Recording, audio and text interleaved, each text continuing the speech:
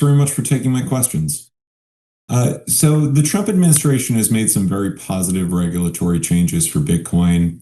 If you had your way, taking a big picture view, what would be the next area of improvement for regulators?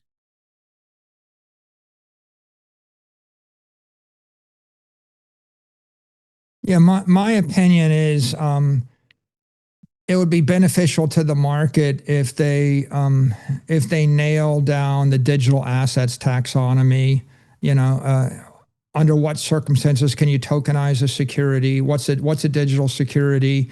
If they can clarify a digital commodity, what's an asset without an issuer versus a digital token? If they could clarify token asset class dynamics, what can I create a token and is it less than a security and different than a commodity? I think there's a lot of murkiness around all that, and they're supposed to be dealing with in the Clarity Act in September. I think that will create a very rich framework for the entire crypto industry. And I think absent that, there's going to be a lot of confusion about the difference between tokens and commodities and securities and who can issue what and how long it takes. And in the ideal world, 40 million businesses would be able to issue a token in 4 hours for $40. And in the current world, it takes you a year to issue a public security, minimal, maybe 2 or 3 years and 40 million bucks. And we might end up in a world where we're half in the middle, which is, oh yeah, it only takes 6 months and it only takes $2 million to create a quasi half, not security, on the way to being a crypto commodity, but not really for the next 2 years. And if that's the case, you won't have really achieved the full potential of the industry. And so I think that we've still got a lot of uncertainty around that needs to be resolved.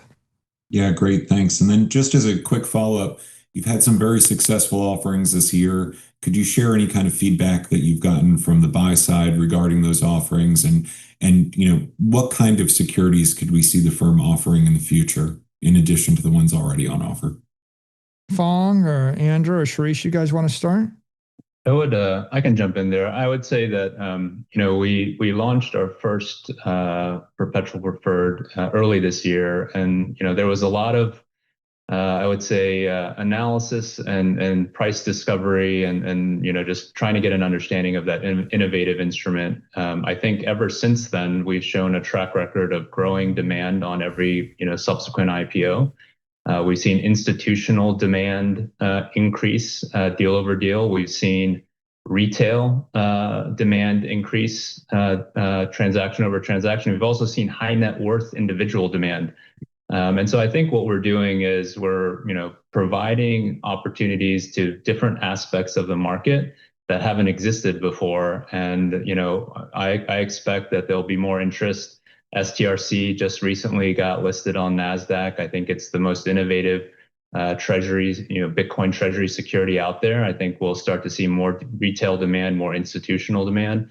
So I would expect that those existing securities will continue to season and mature and grow. And as for other types of opportunities, other offerings, I think we continue to focus on this preferred equity segment.